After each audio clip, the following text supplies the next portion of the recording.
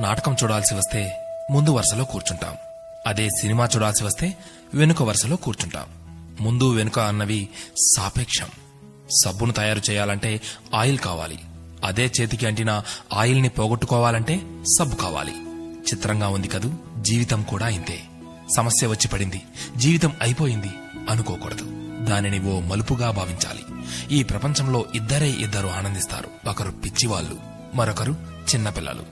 గమ్యాన్ని చేరుకోవాలంటే పిచ్చితనం కావాలి. చేరుకున్న గమ్యాన్ని ఆనందించాలంటే చిన్నపిల్లలైపోవాలి.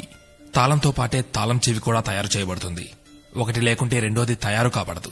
అలాగే పరిష్కారం లేకుండా సమస్య కూడా రాదు. తోటా కంటే శక్తివంతమైనది మాట. ఒక్క మాటతో సంబంధం తెంచేసుకోవచ్చు. ఒకే మాటతో లేని బంధాన్ని పెంచేసుకోవచ్చు కూడా. మనిషి సమాజంలో సూదిలా బ్రతకాలి కాని కత్తెరలా కాదు. సూది పని ఎప్పుడు జోడించడం మాత్రమే, కత్తెర పని ఎప్పుడు విడదీయడమే. అందరినీ కలుపుకుంటూ బ్రతకాలే గాని కత్తెరలా విడదీస్తూ కాదు. నిజాన్ని మార్చే శక్తి ఈ ప్రపంచంలో ఎవ్వరికీ లేదు. కాని ప్రపంచాన్ని మార్చే శక్తి ఒక్క నిజానికి ఉంది.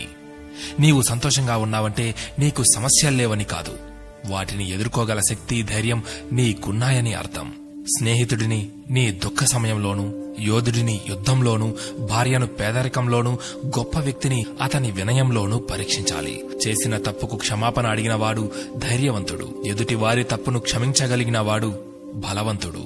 కష్టం అందరికీ శత్రువే, కాని కష్టాన్ని కూడా చిరునవ్వుతో స్వీకరిస్తే అది సుఖమై నిన్ను ప్రేమిస్తుంది. ఓటమి లేనివాడికి అనుభవం రాదు, అనుభవం లేనివాడికి జ్ఞానం రాదు.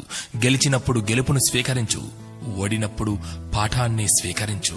ఓడిపోయి విశ్రాంతి తీసుకుంటున్నప్పుడు ఆ ఓటమి నేర్పిన పాఠాన్ని చదువుకో. నీవే గెలుస్తావు. ఎవరికైనా ఉండేది రోజుకు 24 గంటలు మాత్రమే. గెలిచేవాడు ఆ 24 గంటలు కష్టపడుతుంటాడు. ఓడేవాడు ఆ 24 గంటలు ఎలా కష్టపడాలా అని ఆలోచిస్తుంటాడు. అంతే తేడా.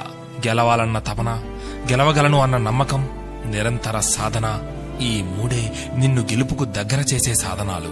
నేను గెలవటంలో ఓడిపోవచ్చు, కానీ ప్రయత్నించడంలో గెలుస్తున్నాను. ప్రయత్నిస్తూ గెలుస్తాను, గెలిచి తీరుతాను.